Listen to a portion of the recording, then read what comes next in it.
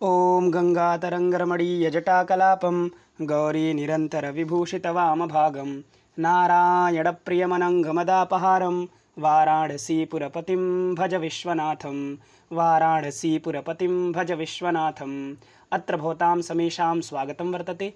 हम लोग उत्तर रामचरितम के तृतीय अंक के पढ़ने के क्रम में आज का 25 नंबर का पाठ पढ़ेंगे। इसके पूर्व हम लोग 24 पाठ पढ़ चुके हैं। तो पीछे के पाठ में हमने इस 28 नंबर के श्लोक तक विचार किया था।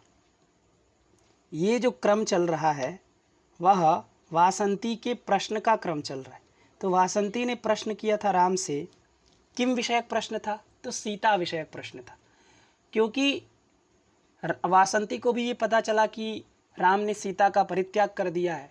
तो वासंती की चूँकि अति प्रिय सखी है सीता, इसलिए वासंती ने राम से प्रश्न कर रही है कि आखिर आपने सीता का परित्याग क्यों किया। ठीक है ना। तो पीछे के पार्ट में हमने देखा था कि यहाँ पर वासंती ने प्रश्न किया कि अयि कठोर यशः किल ते प्रियं किमयशो ननु घोरमतः परं किमभवत् विपिने हरिणीदृशः कथयनाथ कथं बत मन्यसे।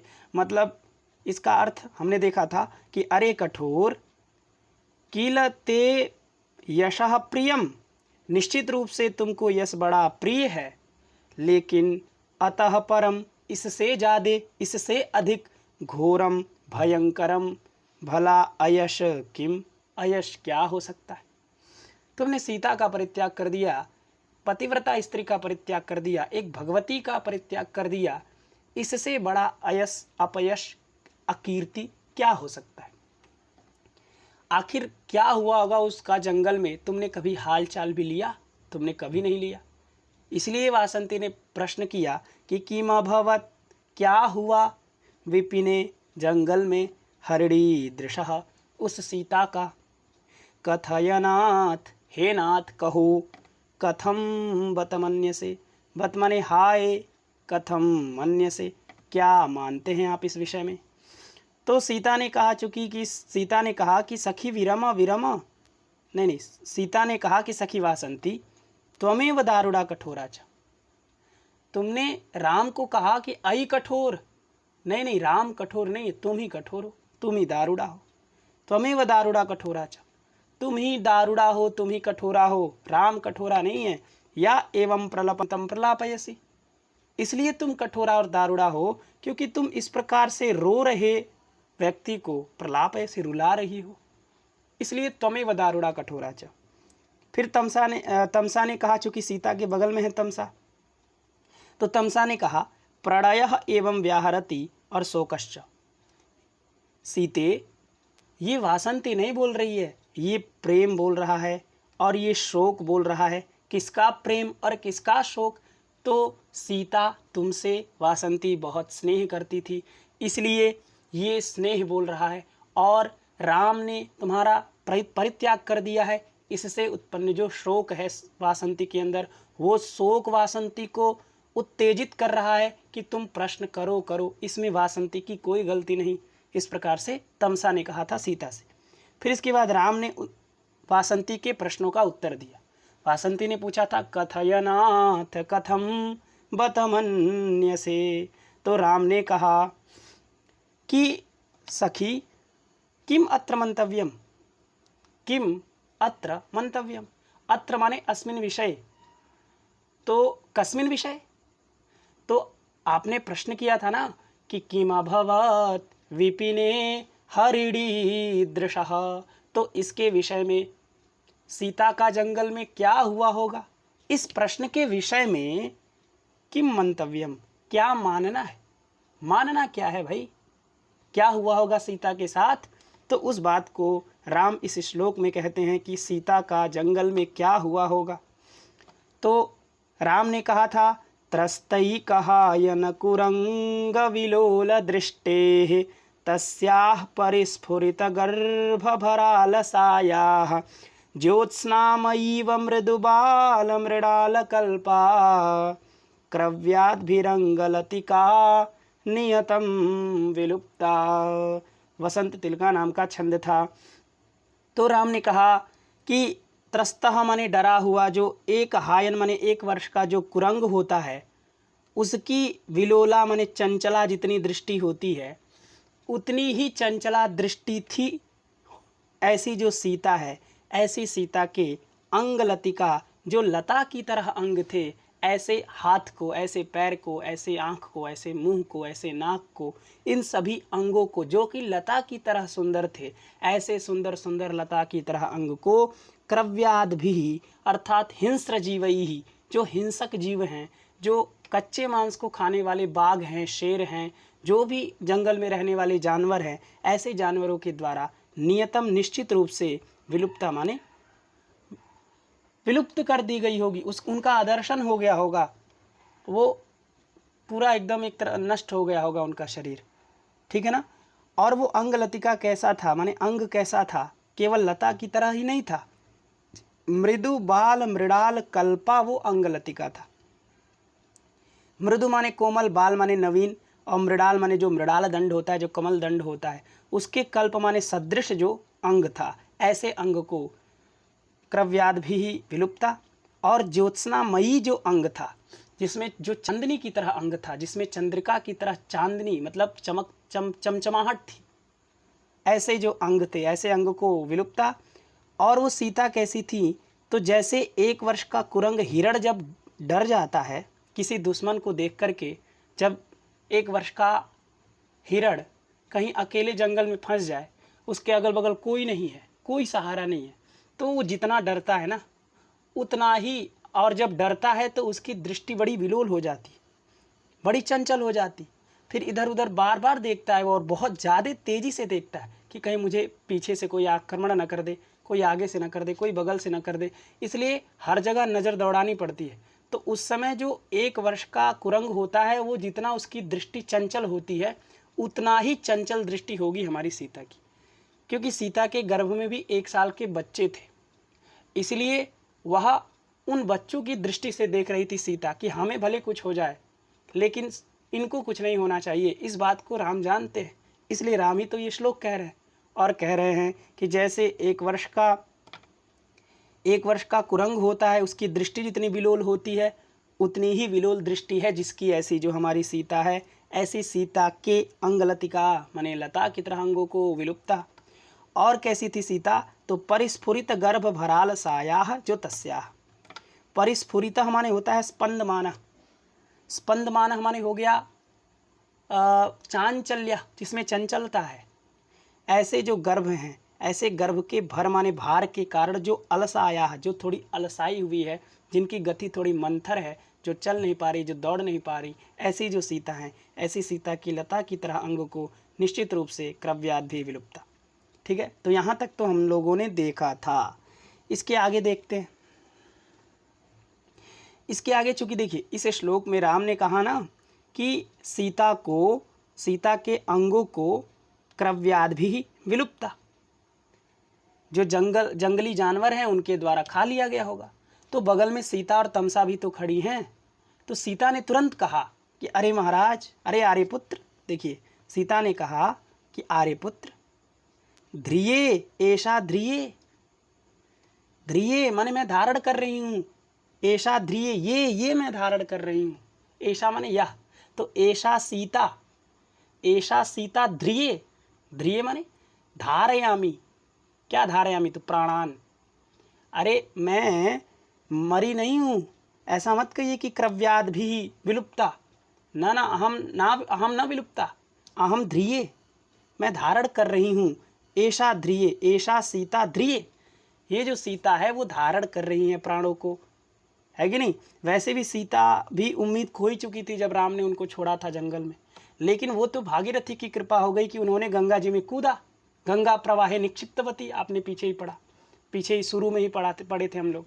तो गंगा के प्रवाह में कूद गई वो, तो भागी और पृथ्वी की कृपा से, पृथ्वी भागीरथीभ्याम कहाँ ले गया, रसातलम नीता, रसातल में लेकर के चला जाया गया। तो ये तो भागीरथी और पृथ्वी ने सीता के ऊपर कृपा की थी, अन्यथा सीता का यही हाल होता जो ऊपर राम ने श्लोक में बताया, राम को भी उम्मीद नहीं है कि कोई इनको बचाया होगा, इसलिए राम ने अपने अनुमान से कहा उस श्लोक को। लेकिन फिर सीता ने कहा कि नहीं महाराज, आर्यपुत्र आर्यपुत्र ध्रिये ऐसा ध्रिये, ये सीता धारण कर रही है प्राणों को, ऐसी बात नहीं है, हमें किसी जंगली जानवर ने नहीं खाया है। इसके बाद राम ने कहा, क्योंकि राम तो इस सीता के इस वचन को सुन नहीं पा रहे हैं, इसलिए राम फिर से कह रहे हैं कि राम ने कहा, हा प्रिय जानकी क्वासी। हा माने हाय प्रिय जानकी, हे जनक की पुत्री जानकी, हे जानकी सीते, क्वासी कहाँ हो। क्व धन असी, क्व माने होता है कुत्र, क्व बराबर कुत्र है कि नहीं, तो क्व माने कुत्र कहाँ पर, असी माने हो, तो क्वासी माने कहाँ हो, ठीक है ना। हा प्रिय जानकी, हाय प्रिय जानकी, क्वासी तुम कहाँ हो, तुम कहाँ चली गई, ठीक है ना। इसके बाद देखिए, इसके बाद सीता ने कहा, क्योंकि सीता के लिए ना राम ने कहा ना कि हा प्रिय जानकी क्वासी, हाय प्रिय जानकी तुम कहाँ हो, तो सीता ने ये बात सुना, तो सीता स्वयं में बोल रही है, सीता के बात को राम नहीं सुन पा रहे, तो सीता ने फिर कहा कि एक मिनट, तो सीता ने कहा, हाधिक अन्य इव आर्यपुत्रः प्रमुक्तकंठम प्ररुदितो भवति। सीता ने कहा कि हाधिक हाय धिक्कार है, अन्य इव आर्यपुत्रः प्रमुक्तकंठम प्ररुदितो भवति। आर्यपुत्रः, देखिए यहाँ लिखा है आर्यपुत्रः, तो जो आर्यपुत्र हैं कौन, राम, आर्यपुत्रः जो रामः, वह रामः प्ररुदितो भवति, रो रहे हैं, प्ररुदितः माने रोना, और भवति माने हो रहे हैं, तो प्ररुदितो भवति माने रो रहे हैं, और किसकी तरह रो रहे हैं, तो अन्य इव, अन्य की तरह रो रहे हैं, अन्य की तरह रो रहे हैं मतलब एक राजा की तरह नहीं रो रहे हैं, एक अन्य साधारण व्यक्ति की तरह रो रहे हैं। जैसे एक अन्य साधारण व्यक्ति रोता है उस तरह से राम रो रहे हैं। और कैसे रो रहे हैं, तो प्रमुक्त कंठम प्ररुदितो भवति, प्रमुक्तः कंठः अर्थात प्रमुक्त कंठ से रो रहे हैं। ये प्रमुक्त कंठम जो है ना, एक क्रिया का विशेषण है। क्रिया क्या है, रोदनक क्रिया। ये जो रोदनक क्रिया हो रही है, ये जो रोदनक क्रिया हो रही है, इसका विशेषण है प्रमुक्त कंठम। वो रोदनक क्रिया कैसी हो रही है, तो प्रमुक्तः कंठः यस्मिन् कर्मणि तत्कर्म प्ररुदित कर्म। जो रोदनक क्रिया है, जो रोदनक कर्म है, वह जो कर्म है, वह जो क्रिया है, वह क्रिया कैसी हो रही है, तो कंठ को प्रमुक्त कर दिया गया है, अर्थात कंठ को खोल दिया गया है। कंठ को खोल करके राम रो रहे हैं, मतलब बहुत उच्चैः स्वरम, बहुत ऊंचे स्वर में रो रहे हैं, बहुत चिल्ला चिल्ला करके रो रहे हैं। इसी को कहते हैं प्रमुक्त कंठम, है कि नहीं।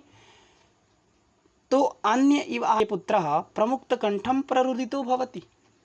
एक साधारण व्यक्ति की तरह जो आर्यपुत्र हैं, वह प्रमुक्त कंठम, कंठ को एकदम प्रमुक्त कर दिए हैं, मुक्त कर दिए हैं, छोड़ दिए हैं, स्वतंत्र कर दिए हैं। और प्ररुदितो भवति, और प्रमुक्त कंठ से राम रो रहे हैं, आर्यपुत्र रो रहे हैं, ठीक है ना। तो कंठ जो है, कंठ तो रोता नहीं, कंठ के स्वर रोते हैं, इसलिए कंठ यहाँ जो शब्द है वो कंठ स्वर परक है, लक्षणया, क्योंकि अभिधा शक्ति से कंठ थोड़ी रोता है, कंठ के स्वर रोते हैं, इसलिए कंठ जो है वो अभिधा शक्ति से तो अर्थ निकल नहीं रहा, इसलिए हम क्या करेंगे, लक्षणा करेंगे। तो कंठ का कंठस्वर में लक्षणा करेंगे। तो प्रमुक्तः माने मुक्त कर दिया गया है, कंठा माने कंठस्वर को, जिस कर्म में, जिस क्रिया में, तो क्रिया क्या है, प्ररुदनक क्रिया, और उस रोदनक क्रिया में कंठ के स्वर को मुक्त कर दिया गया है कि तुम मुक्त हो, तुम जितना मन उतना रो, तुम्हारा कोई बाधक नहीं है, तुमको कोई रोकेगा नहीं, तुमको जितना रोना है रो। तो तात्पर्य क्या हुआ, राम बहुत ऊंचे स्वर से विलाप कर रहे हैं, बहुत रो रहे हैं, बहुत तेजी से रो रहे हैं। बात समझ में आ गई। तो सीता ने कहा, हाधिक हाय धिक्कार है, अन्य इव आर्यपुत्रः, अन्य की तरह, एक साधारण व्यक्ति की तरह, एक राजा की तरह राम नहीं, इस समय एक साधारण व्यक्ति की तरह आर्यपुत्र, जो आर्यपुत्र राम है वह प्रमुक्त कंठम प्ररुदितो भवति, एकदम कंठ को प्रमुक्त करके, कंठ को मुक्त करके प्ररुदितो भवति माने रो रहे हैं। ठीक है ना। तो सीता ने कहा इस बात को तो कोई सुन नहीं रहा, ना राम सुन रहे, ना वासंती सुन रही, तमसा सुन रही है। तो तमसा ने कहा, तमसा सीता के इस वचन को सुनकर के कही तमसा, देखिए तमसा ने कहा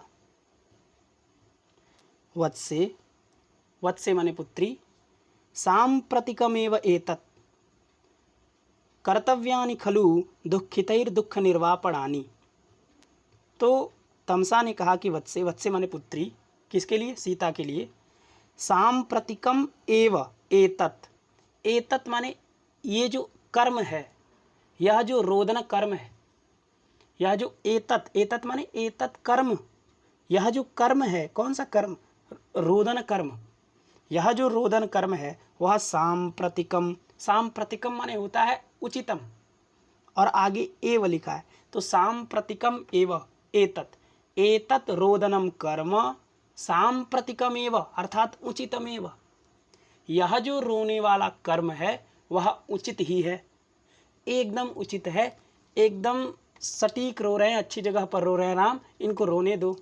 सांप्रतिकमेव एतत्, सांप्रतिकम का अर्थ यहाँ पर उचितम है। ठीक है ना। तो तमसा ने कहा कि सांप्रतिकमेव एतत्, यह उचित ही है, राम का इस समय रोना उचित ही है, इसलिए रोने दो वत्से सांप्रतिकमेव एतत्। क्यों रोने दो? क्योंकि कर्तव्यानि खलु दुःखितैर्दुःख निर्वापणानि, जो दुखित होते हैं, जो लोग दुखित होते हैं, जो दुखी व्यक्ति होते हैं, ऐसे दुखी व्यक्तियों के द्वारा, तृतीया है, तृतीया बहुवचन, दुःखितैः अर्थात दुखी व्यक्तियों के द्वारा दुख के निर्वापण, निर्वापण माने होता है शांत, निर्वापण माने होता है शांत, शांत करना। ठीक है ना। तो निर्वापणानि माने हो गया शांत करना, तो दुखित व्यक्तियों के द्वारा शांत करना, किसको? तो दुख को, उसके पहले लिखा है दुख, तो दुखित ही अर्थात जो दुखित व्यक्ति होते हैं, ऐसे दुखित व्यक्तियों के द्वारा दुख निर्वापणानि अर्थात दुख को शांत करना, कर्तव्यानि माने करना चाहिए, दुख निर्वापणानि कर्तव्यानि, दुख के निर्वापण कर देना चाहिए, दुख का समापन कर देना चाहिए। जो दुखित व्यक्ति होते हैं ऐसे व्यक्तियों के द्वारा दुख को निर्वापणानि कर्तव्यानि, निर्वापण कर देना चाहिए, शांत कर देना चाहिए, नष्ट कर देना चाहिए, समापन कर देना चाहिए, खत्म कर देना चाहिए। और खलु माने निश्चित रूप से, निश्चित रूप से जो दुखित व्यक्ति हैं उनको दुख को, उनके अंदर जो दुख विद्यमान है उस दुख का निर्वापण करना ही चाहिए। यदि दुखित व्यक्ति अपने दुख का निर्वापण नहीं करेगा, उस दुख को खत्म नहीं करेगा, नष्ट नहीं करेगा, समापन नहीं करेगा, तो कैसे वो फिर आगे बढ़ेगा? वो दुख के भार से दब जाएगा, कोई कार्य ही नहीं कर पाएगा। हमेशा कोई कार्य करेगा उसमें वो दुख का भार उसके सर पर रहेगा। उस दुख के भार को हमेशा निर्वापणानि कर्तव्यानि, निर्वापण कर देना चाहिए, समापन कर देना चाहिए, प्रशमन कर देना चाहिए, उसको एकदम नष्ट कर देना चाहिए। किसको? तो दुखितैः, जो दुखित व्यक्ति होता है, जो दुखित व्यक्ति होगा उसी के पास तो दुख होगा। तो दुखित व्यक्तियों को तत्काल, तुरंत दुख का निर्वापण कर्तव्यानि कर देना चाहिए, खलु माने निश्चित रूप से। इसलिए सांप्रतिकमेव एतत्, एतत् जो रोदन कर्म है वह सांप्रतिकमेव, वह उचित ही है, उनको रोने दो। उनके अंदर जो दुख है, जो दुख का भार है, सीता निर्वासन रूप जो दुख है, वो दुख का भार वो उनके सर पे एकदम पड़ा है। तो आज रोएंगे राम, तो वो जो दुखित जो राम है वह अपने दुख का निर्वापण करेंगे, समापन करेंगे। इसलिए सांप्रतिकमेव एतत्, यह उचित ही है राम का रोदन। बात समझ में आ गई। तो तमसा ने कहा सीता से कि वत्से पुत्री सांप्रतिकमेव एतत्, यह कर्म जो है रोदन कर्म यह उचित ही है। कर्तव्यानि खलु दुःखितैर्दुःख निर्वापणानि, ये जो वाक्य है सभी के लिए, साधारण व्यक्ति सभी के लिए समझाया जा रहा है और कहा जा रहा है, क्योंकि काव्यम यशसे अर्थकृते व्यवहार विदे शिवेतर क्षतये, और सद्यः परनिवृत्तये और कांता सम्मित तयोपदेश युजे, ये सब काव्य के प्रयोजन है काव्य प्रकाश के अनुसार। तो उसमें प्रयोजन यश से होता है, अर्थ कृत्य होता है, व्यवहार विधि भी होता है। तो व्यवहार विधि माने व्यवहार ज्ञान, तो व्यवहार ज्ञान के लिए भी पढ़ा जाता है, हम लोग काव्य पढ़ते हैं, इसलिए इससे व्यवहार भी हमें पता चलता है। तो यही तो व्यवहार है, इसी को तो हम व्यवहार कहेंगे। हम भी यदि दुखित हैं तो हमें भी अपने दुख का जल्दी से जल्दी, जितना जल्दी आप शमन करेंगे, जितना जल्दी आप निर्वापण करेंगे, उतना ही जल्दी आप सुखी हो जाएंगे। क्योंकि जहाँ दुख है वहाँ सुख रहेगा ही नहीं रहेगा, जहाँ दुख है वहाँ सुख रहता ही नहीं, और जहाँ सुख है वहाँ दुख नहीं रहता। तो यदि दुख है तो उसको हटाना पड़ेगा, तभी तो सुख आएगा। जितना जल्दी हटाएंगे उतना जल्दी सुख आएगा। क्योंकि जब सुख घर में कब्जा करके बैठा है तो दुख कैसे, जब दुख ही घर में कब्जा करके बैठा है तो सुख कैसे आ सकता है। इसलिए जल्दी से जल्दी दुखित व्यक्तियों को दुख का निर्वापण कर देना चाहिए। यह ज्ञान भवभूति का, यह उत्तरामचरितम का तृतीय अंक दे रहा है, ठीक है ना। इसके बाद देखिए, तमसा ने कहा कि यह राम का रोदन उचित है, इसलिए इनको रोने दो, क्योंकि जो दुखित व्यक्ति होते हैं उनको दुख का समापन तो कर देना ही चाहिए। इसके बाद एक श्लोक तमसा ने कहा, इस श्लोक में भी तमसा इसी बात को और दृढ़ करती और पुष्ट करती। एक उदाहरण के मार्फत से, एक उदाहरण दे करके तमसा अपनी बात को और अपने बात में दार ढेला रही हैं, अर्थात दृढ़ता ला रही हैं, ठीक है। तो अनुष्टुप में ये श्लोक है, बहुत सरल श्लोक है, ये बिल्कुल एकदम अत्यंत सरल है। आइए देखते हैं। पुरोत्पीडे तटाकस्य परिवाहः प्रतिक्रिया शोकक्षोभे च हृदयं प्रलापैरेव धार्यते। पुरोत्पीडे तटाकस्य परिवाहः प्रतिक्रिया शोकक्षोभे च हृदयं प्रलापैरेव धार्यते, ठीक है। तो तमसा ने ही इस श्लोक को कहा, चूँकि इसके ऊपर तमसा ने एक पंक्ति कही थी कि दुखितैर दुख निर्वापणानि कर्तव्यानि, दुखितों के द्वारा दुख का निर्वापण कर देना चाहिए। और उसी को और दृढ़ता कर रही हैं और कह रही हैं कि जैसे पुरोत्पीडे तटाकस्य, तटाक माने होता है तालाब, तटाक माने होता है सरोवर, है कि नहीं। तटाक, तड़ाग, ये सब का मतलब सरोवर होता है। तो यहाँ तटाक का मतलब हो गया सरोवर। तो तटाकस्य माने सरोवरस्य, तो तटाक का अर्थात सरोवर का पुर माने होता है जल प्रवाह।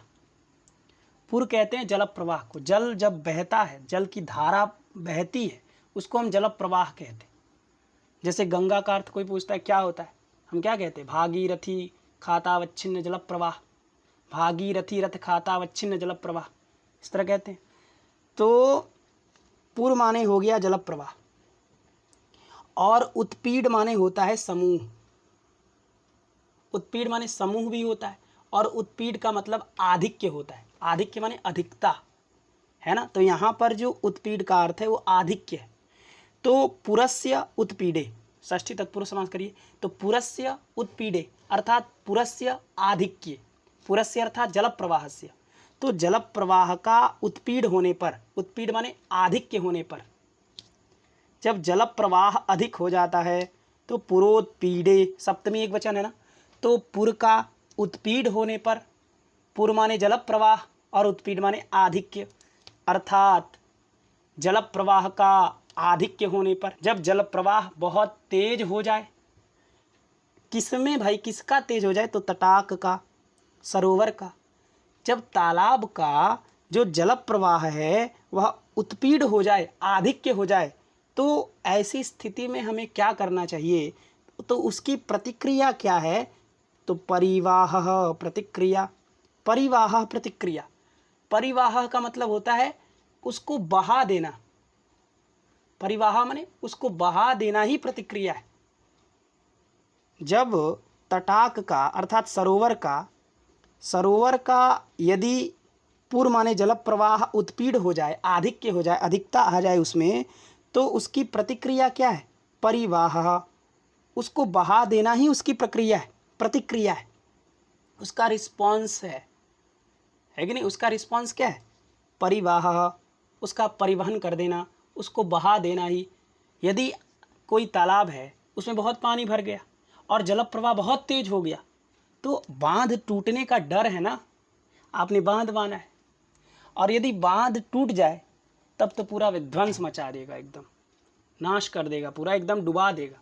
जितना उसके नीचे आने वाले जितने गांव हैं वो सभी गांव तहस नहस हो जाएंगे, लाखों लोगों की असामयिक मृत्यु हो जाएगी। इसलिए क्या करना चाहिए, जब जल प्रवाह अधिक हो तो क्या करना चाहिए कि कहीं से थोड़ा सा उसका बांध खोल देना चाहिए, अथवा किसी दूसरी तरफ से उस जल को निकाल देना चाहिए। यही प्रतिक्रिया होती है, यही लोक में चलता है, हर जगह चलता है। ठीक है, उसी तरह, ठीक उसी तरह ऊपर की लाइन आप समझ गए होंगे। अब नीचे आ जाइए कि शोक क्षोभे च हृदयम प्रलापैरेव धार्यते। शोक क्षोभे, शोक माने होता है दुख, तो शोकेन यह क्षोभ, शोक के कारण जो क्षोभ होता है, क्षोभ माने होता है व्याकुलता, तो शोक के कारण जो क्षोभ होता है, जब आपको शोक होता है, किसी का दुख होता है, तो आपके अंदर व्याकुलता आती है, आती ही है, निश्चित है।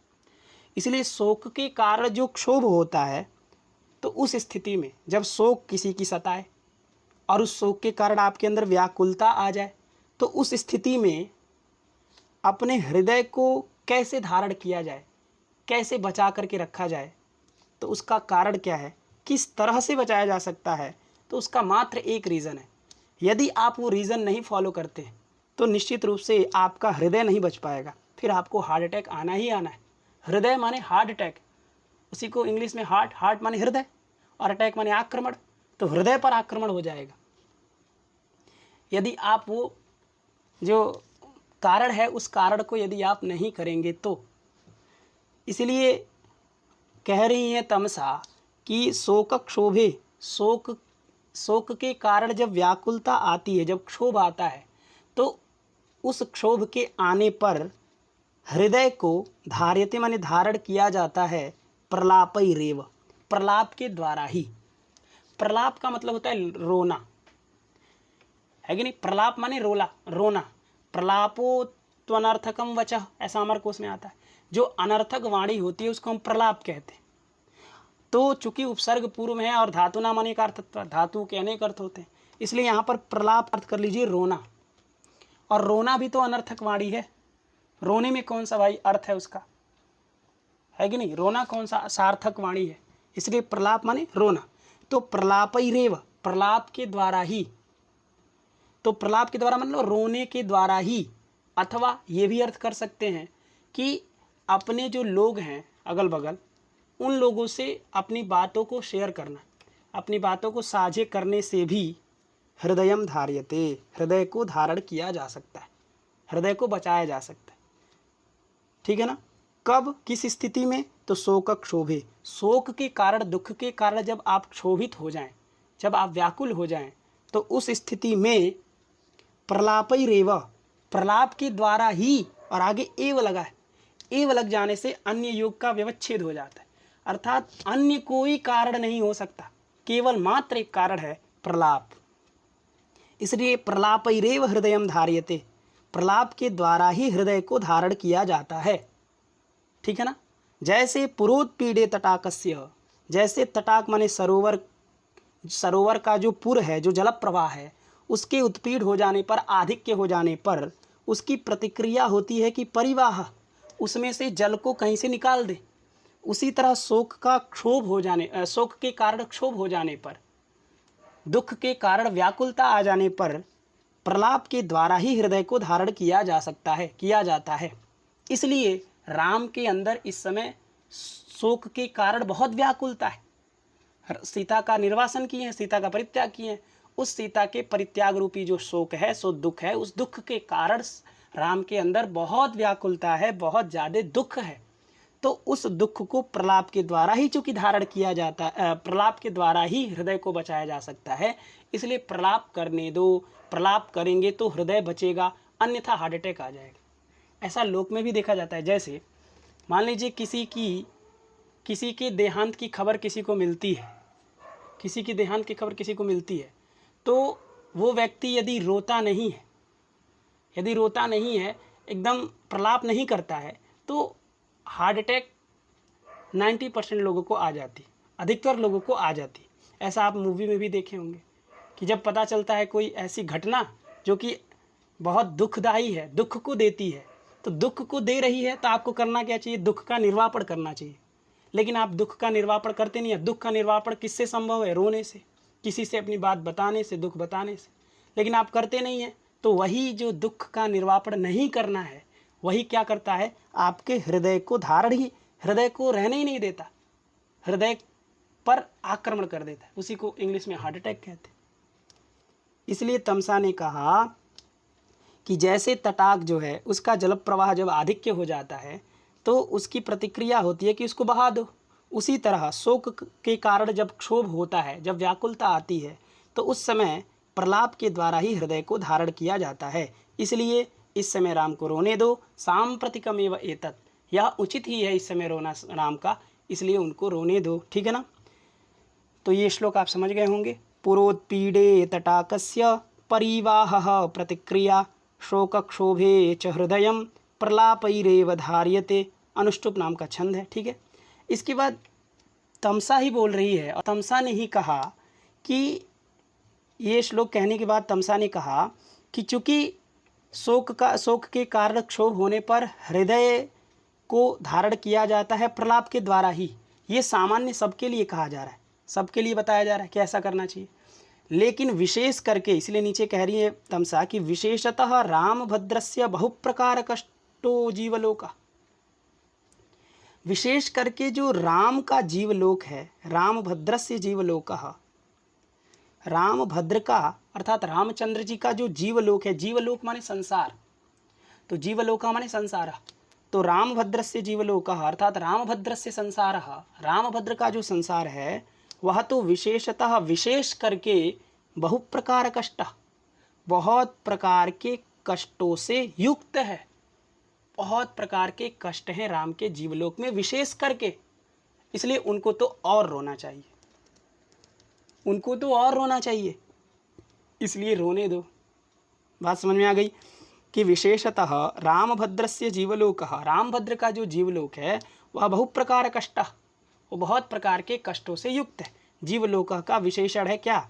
बहुप्रकार कष्ट, ये उसका विशेषण है कि जीवलोक कैसा? तो बहुप्रकार कष्ट, इसमें बहुत प्रकार के कष्ट हैं, ऐसा जो जीवलोक हो है किसका? तो रामभद्र का। ठीक है ना?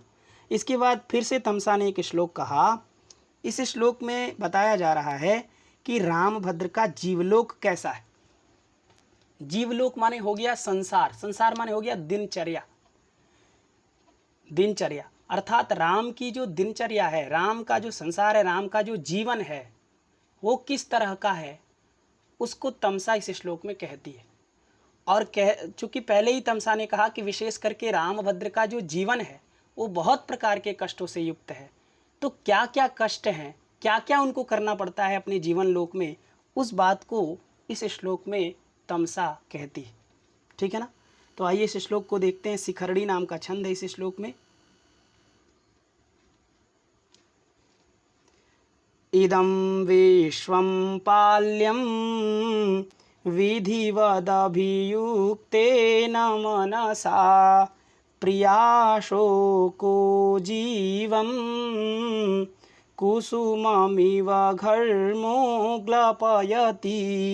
स्वयं कृत्वा त्यागं विलपन विनोदोऽप्यसुलभस् तदाप्युच्छ्वासो तदप्यापि, क्षम्यतां, पुनः एक बार अहं पठामि। इदं विश्वं पाल्यं विधिवदभियुक्तेन मनसा प्रियाशोको जीवं कुसुममिव घर्मोग्लपयति स्वयं कृत्वा त्यागं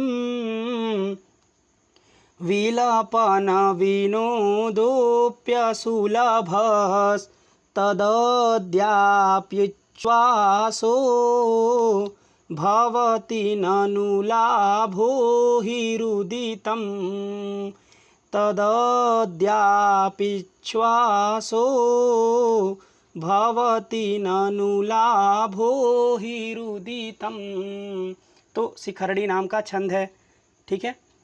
तो देखिए इसमें तमसा ने कहा कि राम को क्या क्या करना पड़ता है, राम क्या क्या करते हैं। राम क्या करते हैं तो इदं विश्वम पाल्यम, इदं विश्वम, इस विश्व का, इस संसार का, पाल्यम पालन करना है।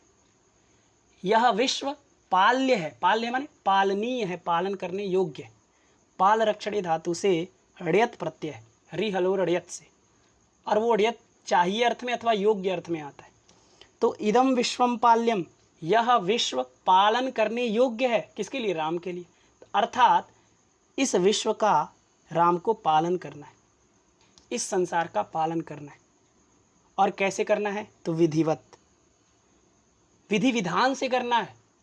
विधिम अर्हति इति विधिवत, विधि शब्द से वति प्रत्यय तदर्हम सूत्र से, अर्थात विधि पूर्वक करना है। यथा शास्त्रम, शास्त्र का अतिक्रमण नहीं करना है, जैसा शास्त्र आदेश देता है उस तरह से करना है। इदम विश्वम पाल्यम, इस विश्व का पालन, इसलिए विधिवत क्या करना है, विधिवत पाल्यम।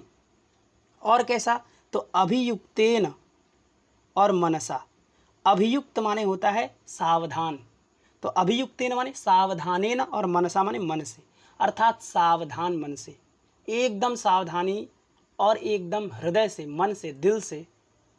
इदम विश्वम पाल्यम, इस विश्व का पालन करना है, ठीक है। तो इदम विश्वम पाल्यम और विधिवद अभियुक्तेन मनसा, ऊपर वाले लाइन आप समझ गए होंगे कि इदम विश्वम पाल्यम, इस विश्व का पालन करना है और वो भी विधिवत, पूरी विधि विधान से करना है। और अभियुक्तेन, सावधान मन से करना है, मनसा माने मन से करना है।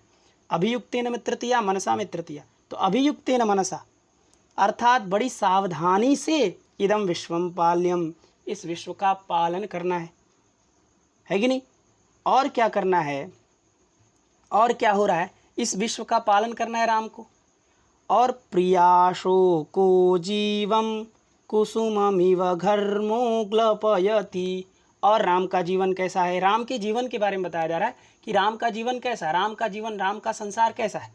तो राम का संसार ऐसा है कि इस विश्व का पालन करना है, वो भी विधि विधान से करना है और वो भी सावधान मन से करना है। बिल्कुल भी असावधानी नहीं चाहिए, क्योंकि ये विश्व की रक्षा कर रहे हैं, ये देश की रक्षा कर रहे हैं। देश हित जो होता है वो सर्वोपरि होता है, सर्वोपरि सबसे ऊपर होता है। इसलिए सावधान मन से करना है और विधिवत करना है, विधि विधान से करना है। ऐसा भी नहीं कुछ अंड बंड काम कर दे जो शास्त्र के से इतर हो, शास्त्र विहित जन्य काम करना है, शास्त्र से जो विहित न हो ऐसा कार्य नहीं करना है। इसलिए विधिवत करते हैं वो कार्य, ठीक है। और राम का जीवन कैसा है तो प्रियाशोको जीवम कुसुममिव घर्मोग्लपयति, जीवम माने हो गया जीवन, जीवम माने जीवन, किसका तो रामभद्रस्य, ऊपर रामभद्र लिखा था ना, तो रामभद्रस्य जीवम, रामभद्र का जो जीवन है वो कैसा है तो कुसुममिव, एक पुष्प की तरह है। और जैसे घर्मः जो घाम है वह पुष्प को ग्लपयति, गला देता है। जैसा घर्म माने होता है घाम, घर्मा माने आतपः, है कि नहीं, तो घर्म माने होता है घाम, धूप। तो जैसे घर्म माने धूप जो है वह कुसुम को ग्लपयति, गला देता है, उसी तरह रामभद्र का जो जीवन है उसको प्रिया शोकः ग्लपयति, प्रिया का शोक गला रहा है। प्रिया कौन, सीता, और शोक माने दुख, तो प्रियायाः शोकः इति प्रिया शोकः, अर्थात सीतायाः शोकः, जो सीता का शोक है, जो प्रिया का शोक है, वह प्रिया का शोक रामभद्र के जीवन को गला रहा है। कैसे गला रहा है, जैसे धूप जो है वह पुष्प को गला देता है, उसी तरह राम का जो जीवन है उसको प्रिया का शोक गला रहा है। बात समझ में आ गई। तो कुसुम से उपमा दी गई, कुसुम से उपमा दी गई किसको? जीव को। तो उपमेय क्या है? जीव, और उपमान क्या है? कुसुम। और इधर घर्म से, जैसे घर्म जो है कुसुम को गलाता है, उसी तरह प्रिया शोक जो है वह जीव को गला रहा है। बात समझ में आ गई? दूसरी लाइन भी आप समझ गए कि इदम विश्वम पाल्यम विधिवदभियुक्तेन मनसा अप्रिया शोकः जीवम कुसुममिव घर्मो ग्लपयति। ठीक है, तो इस विश्व का पालन करना है और विधिवत, बड़े विधि विधान से करना है, अभियुक्तेन मनसा, सावधान मन से करना है, और इनके जीवन को जैसे घाम जो है वह पुष्प को गला देता है, उसी तरह प्रिया का जो शोक है वह राम के जीवन को ग्लपयति माने गला रहा है, सुखा रहा है, राम के जीवन को एकदम नष्ट कर रहा है, बर्बाद कर रहा है। क्योंकि यदि प्रिया का शोक रहेगा तो राम कैसे फिर राम रूपी, राम के जीवन रूपी जो पुष्प है वो पुष्प कैसे फिर प्रफुल्लित होगा, कैसे वो अपनी सुंदरता दिखाएगा, कैसे उसमें सुंदरता आएगी जब प्रिया का शोक रहेगा तो।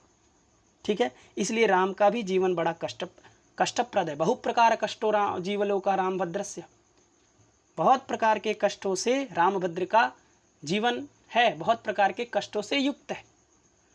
ठीक है, इसके बाद देखिए, स्वयं कृत्वा त्यागम विलपन विनोदोप्यसुलभः। इसके बाद कह रही हैं तमसा कि स्वयं कृत्वा त्यागम, स्वयं त्यागम कृत्वा, स्वयं से त्याग करके, स्वयं से त्याग करके, राम स्वयं से सीता को त्याग करके, और जब राम ने सीता का स्वयं से परित्याग किया, तो जब परित्याग किया तो उससे उत्पन्न जो शोक हुआ, जो दुख हुआ, उस दुख को विलपन, विलपन माने होता है रोना, तो विलपनेन माने रोने के द्वारा, विलपन माने हो गया रोना, तो रोने के द्वारा, विनोदः, विनोदः माने होता है मनोरंजन करना, मन को बहलाना फुसलाना, तो विलपन के द्वारा विनोदः माने मनोरंजन, मन को बहलाना फुसलाना, अपि माने भी, असुलभः, असुलभ था, असुलभ है। रामभद्र का जीवन इतना कष्टों से युक्त है कि जब उन्होंने स्वयं से सीता का परित्याग किया तो उससे उत्पन्न जो शोक हुआ, जो दुख हुआ, उसको दूर करने के लिए जब विलपन करना था, विलपन के द्वारा मनोरंजन जो किया जाता है, तो विलपन के द्वारा मनोरंजन करना भी, अपि माने भी, असुलभः, जहाँ सुलभ नहीं है, जिनके जीवन में सुलभ नहीं है। क्यों?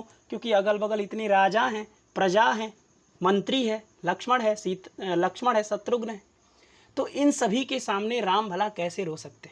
अथवा प्रजा के सामने भी यदि रोएंगे तो प्रजा क्या कहेगी कि सबको दिखाने के लिए तो सीता का परित्याग कर दिए और स्वयं पश्चाताप कर रहे हैं। इसलिए इस प्रकार का उपहास न हो। और राम अत्यंत गंभीर है, राम इस विषय से उतना ज़्यादा दुखी नहीं है, प्रजा के लिए तो सब कुछ वो त्याग सकते हैं। प्रथम अंक में कहे हैं उन्होंने कि मैं प्रजा के लिए कुछ भी कर सकता हूँ, यहाँ तक कि अपनी प्रिया को भी छोड़ सकता हूँ, और छोड़े भी, है कि नहीं। तो तमसा ने कहा कि स्वयं कृत्वा त्यागम, स्वयं से त्याग करके, उसके बाद विलपन विनोद, विलपन माने रोने के द्वारा, विनोद माने मन को बहलाना फुसलाना, मनोरंजन करना, माने अपि माने भी, असुलभा माने जहाँ असुलभ है, जहाँ असुलभ है, तत् माने तथापि, तत् माने तथापि, फिर भी, जहाँ सुलभ नहीं है, जहाँ राम रो भी नहीं सकते, और जब रोएंगे नहीं तो उन दुखित व्यक्तियों का दुख कैसे नष्ट होगा जब रोएगा नहीं तो, इसलिए दुख है उनके अंदर।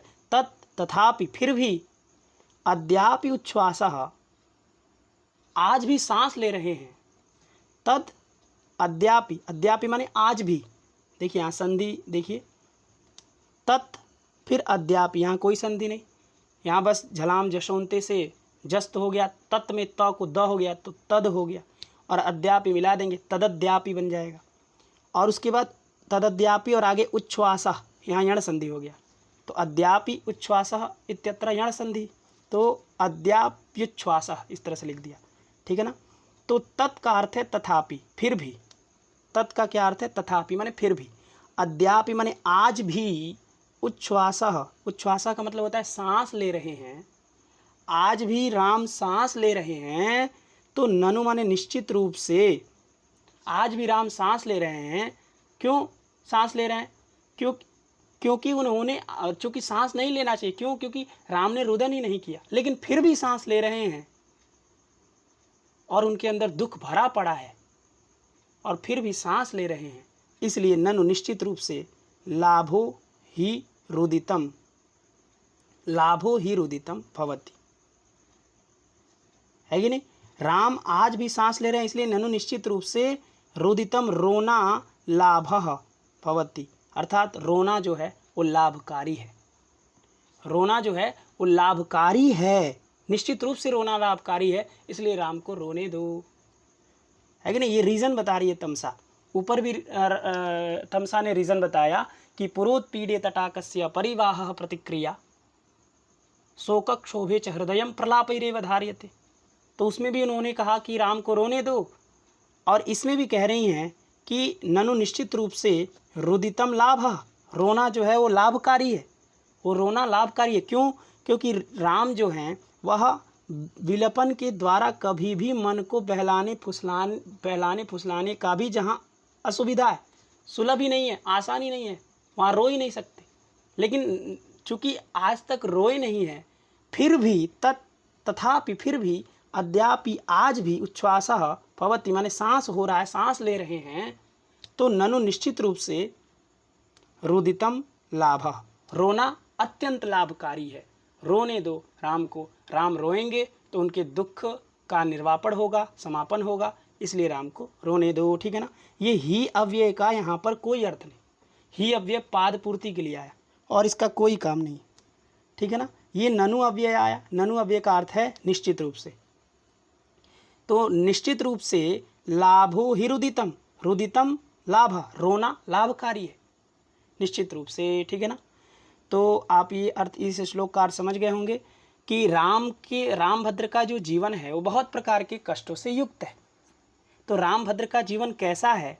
तो रामभद्र के जीवन को तमसा ने इस श्लोक में प्रदर्शित किए, और तमसा ने कहा कि इदम विश्वम पाल्यम, इस विश्व का पाल्यम माने पालन करना है, और विधिवत पाल्यम बड़े विधि विधान से करना है, और अभियुक्तेन मनसा सावधान मन से विधिवत इदम विश्वम पाल्यम, और घर्मः अर्थात घाम जैसे कुसुम को ग्लपयति गला देता है, धूप जो है वो जैसे पुष्प को गला देता है, उसी तरह प्रिया का जो शोक है वह रामभद्र के जीवन को ग्लपयति गला रहा है, रामभद्र के जीवन को गला रहा है। रामभद्र रूपी पुष्प को पुष्पित नहीं होने दे रहा है, प्रफुल्लित नहीं होने दे रहा है तुम्हारा शोक, प्रिया का शोक, ठीक है ना? इसलिए राम के जीवन बहुत प्रकार के कष्टों से युक्त है। एक तो पालन करना है उसका टेंशन रहता होगा, ऊपर से प्रिया का शोक उनको बार बार प्रताड़ित करता होगा, इसका कष्ट है। और क्या है? स्वयं कृत्वा त्यागम, स्वयं से त्याग करके, स्वयं त्यागम कृत्वा, स्वयं से त्याग करके, और उस त्याग से उत्पन्न जो कष्ट है उसको रोने के द्वारा, चूँकि मन थोड़ा हल्का हो जाता है, तो रोने के द्वारा विनोद माने मन को हल्का करना, मनोरंजन करना भी जहाँ पर असुलभ है, जहाँ सुलभ नहीं है, लेकिन तत् माने तथापि अद्यापि आज भी उच्छ्वासः भवति माने सांस चल रहा है, सांस हो रहा है, सांस लिए हैं, जिंदा हैं। तो ननु निश्चित रूप से रुदितम माने रोना, लाभः रोना बहुत लाभकारी है, इसलिए रोने दो, राम को रोने दो, ठीक है ना? आप ये श्लोक समझ गए होंगे। इदम विश्वम पाल्यम विधिवदभियुक्तेन मनसा प्रिया शोको जीवम कुसुममिव घर्मो ग्लपयति स्वयं कृत्वा त्यागम विलपन विनोदोप्यसुलभस्तदद्याप्युच्छ्वासो भवति ननु लाभो हि रुदितम। आज के लिए इतना रहने देते हैं, हम लोग 30 श्लोक तक पढ़ लिए हैं।